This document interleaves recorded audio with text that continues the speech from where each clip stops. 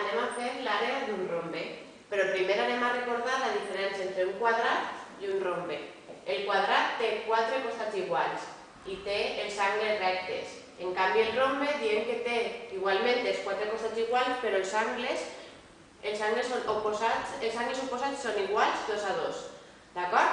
Anem a fer l'àrea d'un rombe. Recordem que tenia una diagonal gran i una diagonal menuda.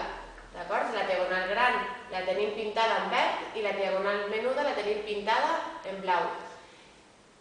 L'àrea sabem que és la diagonal gran per la diagonal menuda partit per 2. Això és el llenguatge algebraic. Aleshores, si sabem que D, la gran, té 24 centímetres i D menuda té 16 centímetres, la seva àrea serà 24 per 16 dividit entre 2, que són 384 dividit entre 2, que ens dona l'expressió numèrica 192, però què?